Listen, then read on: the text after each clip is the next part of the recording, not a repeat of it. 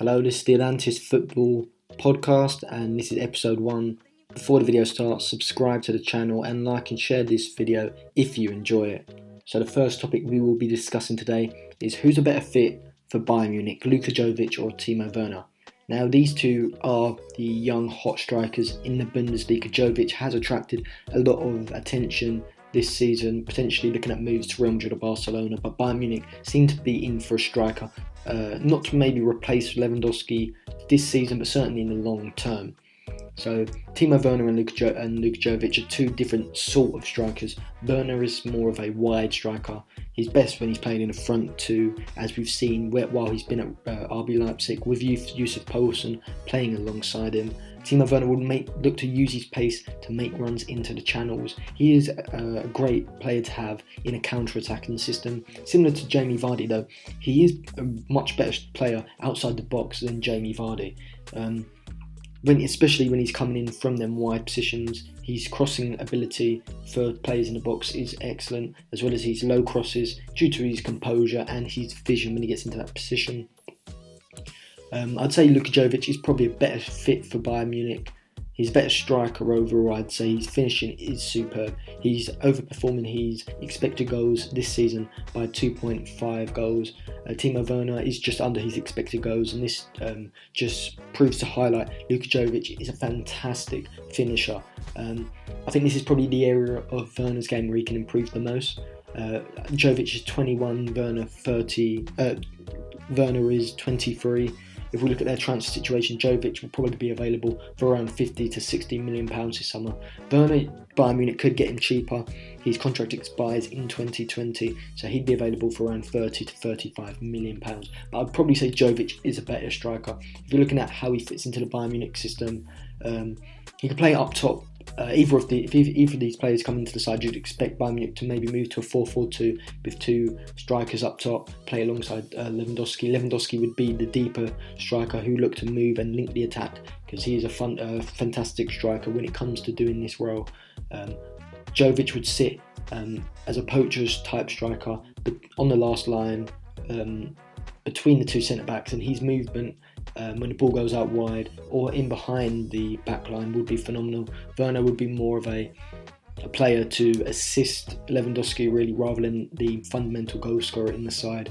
But Jovic, I think, is a real talent. Along with Piatek, he's probably the hottest young striker, and Mbappe, they're probably the three hottest young strikers in the world at the moment. So certainly if Bayern Munich don't snap him up this summer, he will probably go to one of the big clubs, or next season he'll be worth 100 odd million.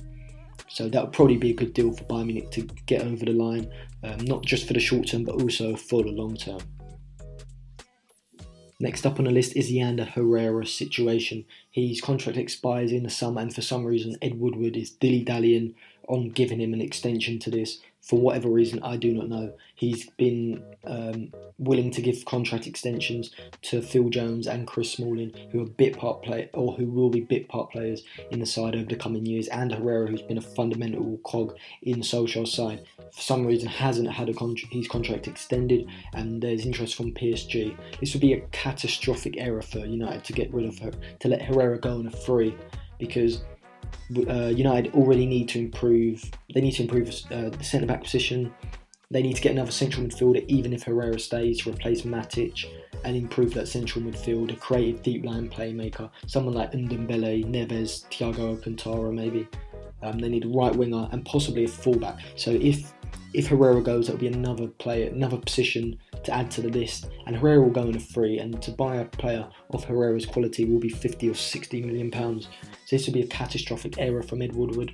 It does throw into doubt how well United are run.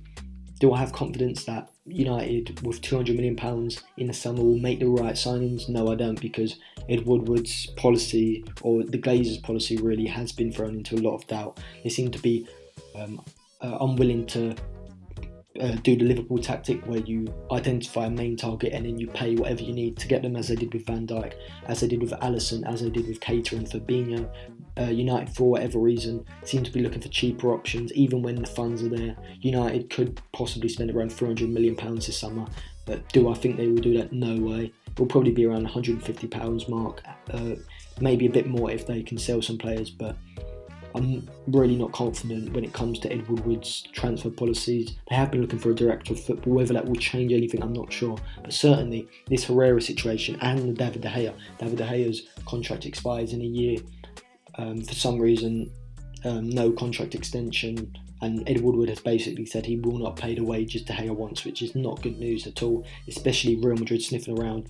Pogba as well, 2 years left on his contract. You can almost see it. We're going to get into a situation where Pogba has 1 year left on his contract, and United are going to be faced with either letting him go for a reduced fee or letting him leave on a free the next summer. If that happens, surely it's going to make the Glazers rethink this transfer strategy. As we know, a few weeks ago, Chelsea were handed with a transfer ban. It looks like Manchester City might be facing the same, if not more, punishment as Chelsea. Duncan Castle on the Transfer Window podcast he said that Man City are close to be given a transfer ban for.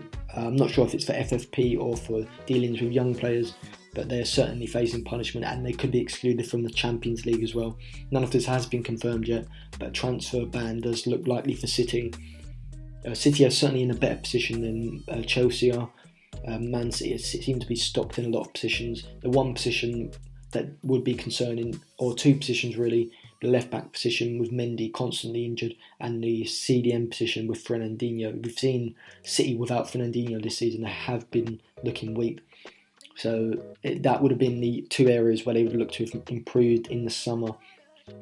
Without those two positions being filled by new players because of the transfer ban, who would they look to play in them positions? Well, Alexander Zinchenko could be the long-term understudy to Mendy. He's played pretty well at left-back. Guardiola's certainly adapted him into that position when needed. He sort of plays an inverted wing-back. He's got the technical ability of a central midfielder, but in a long-term, as a long-term left-back for City, is he going to be the answer? No, certainly not, especially with Mendy. I don't know really what's happening with Mendy. He's injured. He hit a poor run of form. He hasn't really played that much at all this season, and didn't play at all last season either. So Zinchenko would have to be the option there for City. In that CDM position, I don't think Gundogan is good enough to play in the big games in that position. He's not as athletic as Fernandinho, so that may be a problem. But they do have Philippe Sandler, who is a centre-back by trade, but he is very good on the ball. Maybe Guardiola could use him in that position. Or they have a young player, Gomez, who they signed from PSG. He is a CDM, but whether either of them players are ready for next season is debatable. We haven't really seen a lot of them under Guardiola, and that is a price that Guardiola will pay if this transfer ban is handed. He hasn't integrated young players into this side, and it looks like he will pay the price. It's going to take Gomez, Sandler, whoever Man City look to promote into their squad. It's going to take him at least a year to settle into the squad. And even Phil Foden should have been playing more games in the Premier League, but for some reason Guardiola has neglected this, and it's going to cost City in the long run, especially with this transfer ban. So let's look ahead to some future videos that we might put out. So we've just uploaded the tactical analysis of the Manchester United 1999 treble winning side, where we go over the in-possession phase and their out-of-possession system. So go over and watch that. It's a really interesting tactical analysis. Might be doing some other historic tactical analysis videos, maybe the Chelsea 2004-05 team, the Arsenal Invincible team, the Arsenal 97-98 team, maybe Man City team last season. So if you want to see a tactical analysis of a past team, put it in the comment section and we'll have a look at it and see if we can make a tactical analysis on that. But if you like that sort of video, also go over to the video and give that a like. So we've also got the quarterfinals of the Champions League coming up in the next few weeks. The Barcelona Man United game, we should be able to do a tactical preview on that one. Who else playing? City Tottenham, we might do one as well. And so subscribe to the channel to make sure you don't miss out on those videos. So this is the end of the podcast. Thank you for watching. Make sure you subscribe to the channel and like and share this video if you enjoyed it.